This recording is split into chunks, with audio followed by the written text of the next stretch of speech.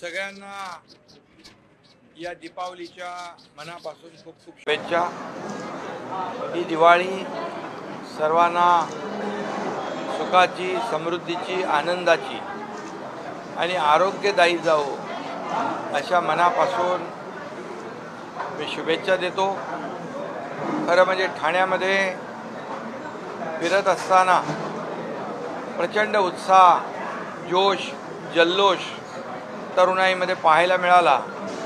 तरुणाई रस्त्यावर ओसंडून वाहत होती आणि आपले सण उत्सव, आपली संस्कृती, आपली परंपरा जी ठाण्यामध्ये धर्मवीर आनंद दिघे साहेबांनी या सणांचा उत्सव सुरुवात केली उत्सवाला।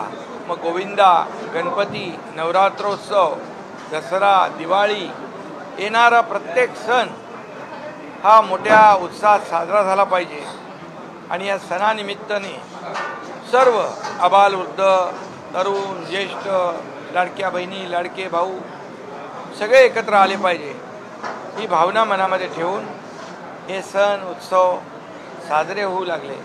यावर्षी तर उत्साह शिगेला पोचला होता।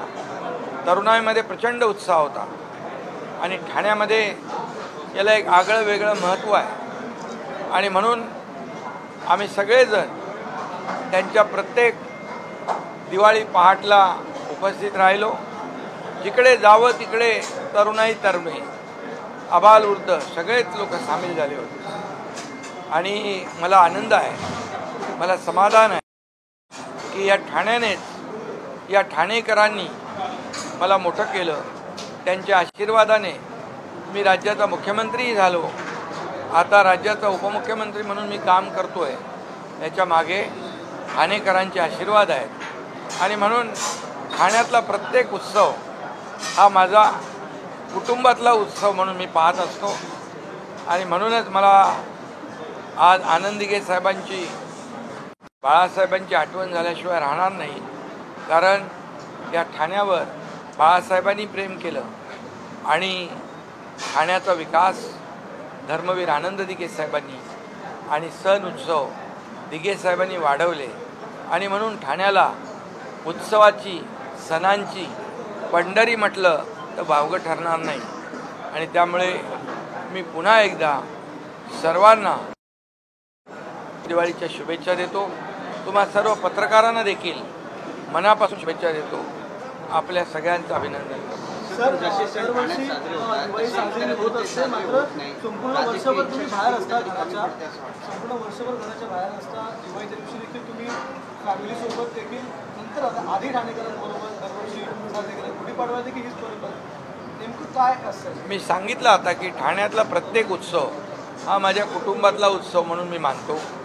ठाणेकरांना मी माझं कुटुंब मानतो, महाराष्ट्र माझं कुटुंब आहे आणि त्यामुळे या प्रत्येक उत्सवामध्ये मी अतिशय मनापासून सहभागी होत असतो आणि त्याचाच आजचा जो दिवाळी पहाट आहे ही देखील तशीच साजरी होती आहे। आणि मी नेहमी वर्षभर दौरे असतात, कार्यक्रम असतात आणि त्यामुळे सण उत्सव जे आहे या कार्यक्रमात देखील सहभागी होतो। यामध्ये मला आनंद आहे की लाडके भेटल्या, लाडके भाऊ पण भेटले, लाडके भाचे पण भेटले आणि लाडक्या भाच्या पण भेटल्या आणि सगळ्यांनी मोठ्या आनंदात हा उत्सव साजरा केला। मोठा प्रतिसाद या दिवाळी पहाटला ठाणेकरांनी दिलेला आहे।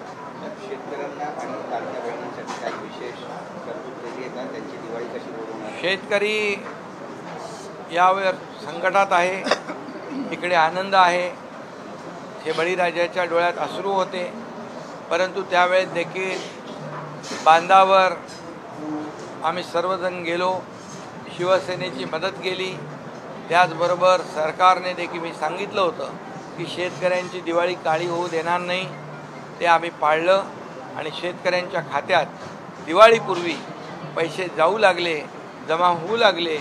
जे नुकसान झालं, नुकसान भरपाईपोटी या ठिकाणी त्यांना देण्याचं काम यावेळेस आमच्या सरकारने महायुतीने केलेला आहे. मुख्यमंत्री देवेंद्रजी, मी स्वतः, अजितदादा आम्ही निर्णय घेतला की यावेळेस संकट मोठं आहे. संकटात शेतकरी सापडलेला आहे, त्याच्या डोळ्यात अश्रू आहे.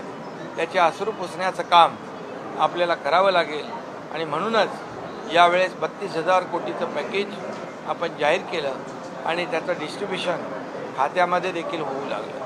याचा आनंद आहे आणि म्हणून शेतकरी देखील या ठिकाणी दिवाळीपासून वंचित राहू नये हीच भूमिका. आणि बाकी शिवसेना पक्षाच्या वतीने आपण पाहतोय की अनेक ठिकाणी जिथं पूर परिस्थिती होती तिथं आमचा कार्यकर्ता राबताना दिसतोय, मदत करताना दिसतोय, त्यांच्या घरातला चिखल साफ करताना दिसतोय, त्याचं घर उभं करताना दिसतोय. आणि म्हणून मी जिथं गेलो तिथं ताबडतोब त्या ठिकाणी आमचे पालकमंत्री प्रताप सरनाईक यांनी जिथं पुलाची आवश्यकता होती, रस्त्याची आवश्यकता होती, त्या ठिकाणी त्याचं भूमिपूजन देखील केलं. आज देखील ज्या शेतकऱ्यांच्या गायी गुरं वाहून गेल्या त्यांच्यासाठी 101 गायी या ठिकाणी देण्याचा निर्णय आम्ही घेतला आणि त्यासाठी मी प्रताप सरनाईक यांचं अभिनंदन करतो. ही बांधिलकी आहे, ही शेतकऱ्यांच्या प्रती असलेला कळवळा आहे आणि हेच आम्हाला बाळासाहेब आणि आनंद दिघे साहेबांनी शिकवलं आहे. दुःखात संकटात धावून जाणं आणि मदत करणं. गोदान जे आहे शेतकऱ्यांना सगळ्या गायी दिल्या जातील. किंबहुना याहीपेक्षा या कार्यक्रमाची व्याप्ती वाढेल आणि शेतकऱ्यांना त्याचा फायदा होईल यासाठी आम्ही प्रयत्न करू. केंद्र सरकारने देखील महाराष्ट्र राज्याला मदत करावी. बिलकुल. यामध्ये आम्ही आदरणीय प्रधानमंत्री नरेंद्र मोदीजी यांना विनंती केली, अमित शाह साहेबांना विनंती केली की संकट मोठं आहे, आम्ही तर आमची जबाबदारी सरकार म्हणून पार पाडू, परंतु संकट मोठं असल्यामुळे केंद्र सरकारची देखील आम्हाला आवश्यक आहे. आणि जी नेहमी शेतकऱ्याच्या मागे उभे राहिलेले आहेत याही वेळेत ते मागे उभे राहिले. धन्यवाद.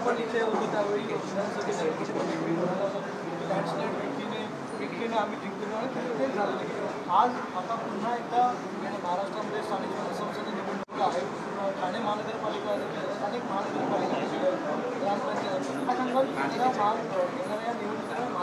गेल्या वेळेस मी इथंच म्हणालो होतो विधानसभेच्या निवडणुकांमध्ये आम्हाला लँडस्लाईड विक्ट्री मिळेल, कारण कामाच्या जोरावर, विकासाच्या जोरावर मी ते वक्तव्य केलं होतं आणि आमच्या लाडक्या बहिणी, शेतकरी, लाडक्या भावांनी सगळ्यांनी मदत केली आणि लँडस्लाईड मॅन्डेट दिलं. आता येणाऱ्या स्थानिक स्वराज्य संस्थांमध्ये देखील आम्ही केलेलं काम, महायुतीने केलेलं काम याची पोचपावती येणाऱ्या स्थानिक स्वराज्य संस्थांमध्ये जनता देईल आणि महायुतीला लँडस्लाईड मॅन्डेट पुन्हा मिळेल.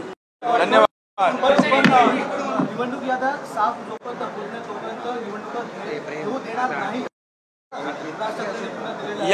यापूर्वी निवडणुका लवकर घ्या असं म्हणत होते.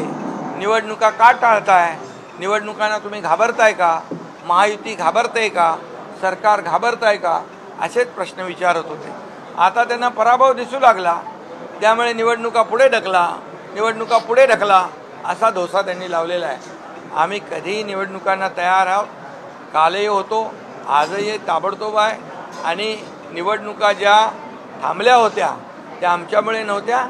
सुप्रीम कोर्टामध्ये निवडणुकांमध्ये स्टे होता, परंतु आरोप जेव्हा पराभव दिसू लागतो तेव्हा आरोप निवडणुकावर करतात, महायुतीवर करतात. हा त्यांचा रोजचा धंदा आहे. त्यामुळे त्याच्याकडे आम्ही काही विशेष लक्ष देत नाही. आणि किती इकडं काय ते सुरसुऱ्या लवंग्या फुटल्या तरी आमचा महायुतीचा ॲटम बॉम्ब सगळ्यांचं काम तमाम करेल. त्यामुळे तुम्ही काळजी करू नका, महायुतीच पूर्णपणे लँडस्लाईड मॅन्डेट मिळवून जिंकेल, कारण महायुतीसोबत महाराष्ट्रातली जनता आहे. नवंबर को एक बड़ा प्रोटेस्ट इन्होंने अनाउंस किया है, ऑपोजिशन पार्टीज ईसीआई पे एक और बार जाए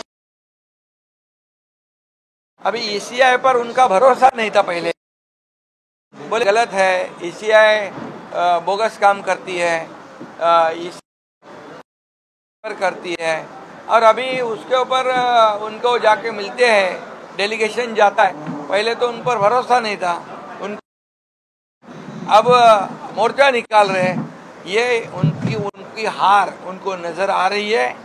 जो महायुति ने लैंडस्लाइड मैंडेट विधानसभा में लोगों ने दिया है, उसकी पुनरावृत्ति फिर से ये लोकल बॉडी इलेक्शन में होगी, ये पूरा भरोसा उनको है। और इसलिए अपनी हार छिपाने के लिए ऐसे हथकंडे वो कर रहे, मोर्चा निकालने का काम कर रहे हैं। और हम भी चाहते हैं कि ट्रांसपेरेंसी हर चीज़ में हो, और ट्रांसपेरेंसी के लिए वो जो उसके ऊपर